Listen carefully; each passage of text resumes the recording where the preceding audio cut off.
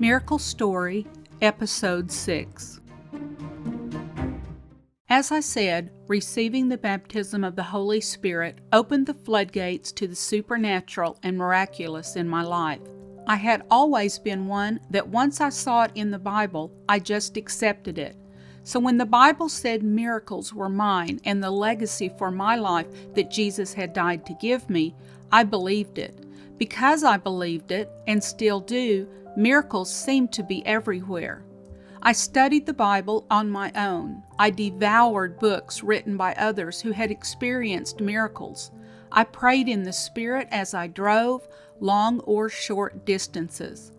My husband and I moved our single-wide trailer yet again. We were now in the country on a portion of my parents' property.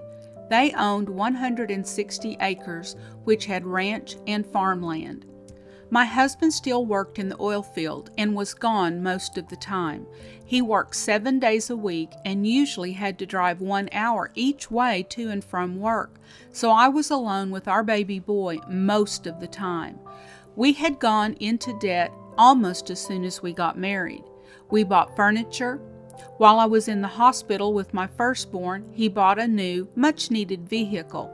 I was not working and was trying to run a tiny household at 19 and had never been taught how. I didn't know how to cook. I didn't know how to manage money, but we both knew how to spend it. As soon as I heard that we were supposed to tithe, I did. The Bible said it, I believed it, and so I just did it. I wanted to do whatever I was supposed to do and felt joy in doing it. Even though I was tithing, it was not a magic wand to quick financial freedom. I didn't expect that.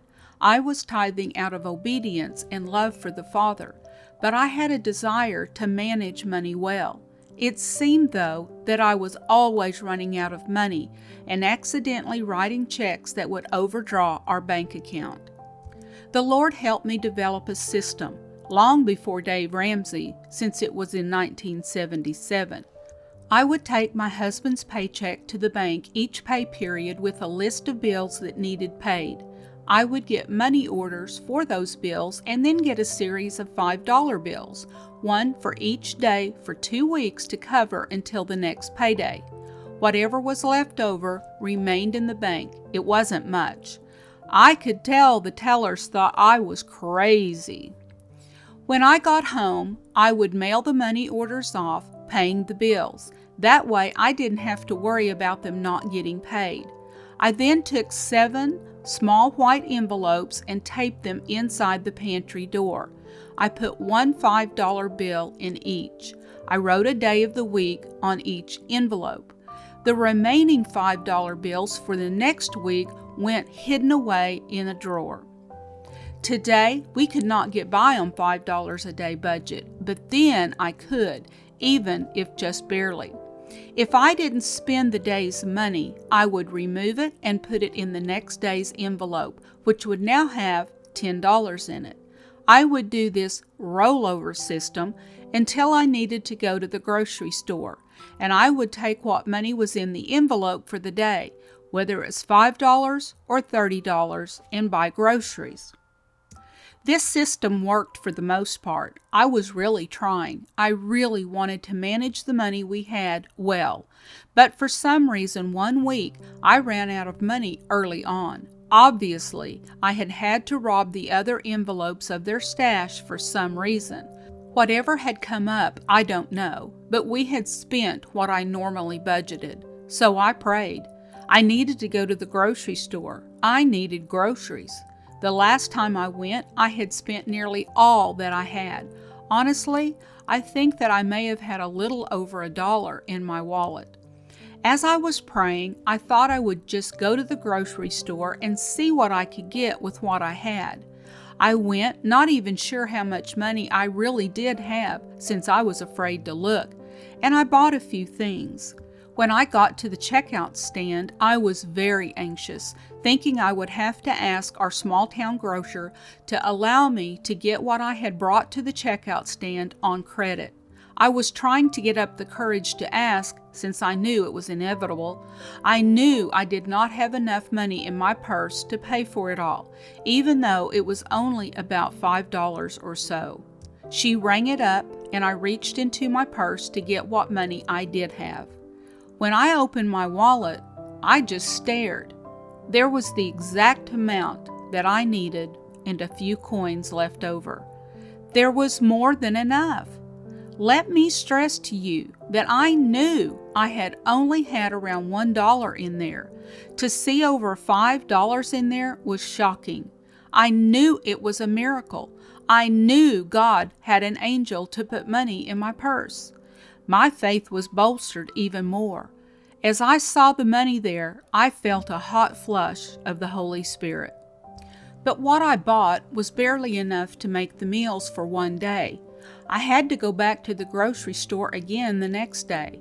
I knew exactly what I had in my wallet, those few coins that had been left over from the previous day. I shopped, searched for the least expensive and most stretchable items I could find, but selected even less than the day before. When I got to the checkout counter again, I was thinking I would have to ask for credit. But when I opened my wallet, there was the money I needed to pay for all my groceries, with a few coins left over. Again, I was dumbfounded. One day was outstanding. 2 days in a row was shocking. Again, my faith was bolstered and I was walking on air. If that had been the only 2 times that week, it would have been enough, but it didn't stop there. I went to the grocery store each day until payday. Each time, there was just enough money in my wallet to get what I needed for that day, with a few coins left over. If I were to count, probably 3 or 4 days that provisional miracle occurred. Payday came, and I was back to living on my $5 a day budget, and the money in my wallet miracle stopped. I have found money since then randomly, but I have not since experienced that type of financial miracle in that particular way. Had it been once or twice, I could have possibly explained it away, but that many days in a row was impossible to deny. I believed in miracles and was looking for them everywhere, and so it was easy to see it, recognize it as such, and thank God for it. The total amount of the few days that money appeared in my wallet was not a staggering amount. I wasn't trying to push it. I didn't go in there and load up my cart with $20 worth of groceries. But each day, starting with $5, then probably $4, then probably $3, then probably $2, and so on. I didn't want to push it. I wasn't confident. Even though I knew I could buy something, I wasn't confident that He would fill my wallet each time. I wonder what if I had not recognized it as a miracle that first day? What if I had blown it off or excused it away? Would I have seen subsequent miracles the following days? I choose to see the tiniest things as supernatural and miraculous, and I firmly believe that being always on the lookout for them actually multiplies them in my life. Seeing the first one on that first day fired me up, and I was expectant each day. By the third day, I went with confidence that I would have what I needed, and guess what? I had in my formerly nearly empty purse just what I needed each time.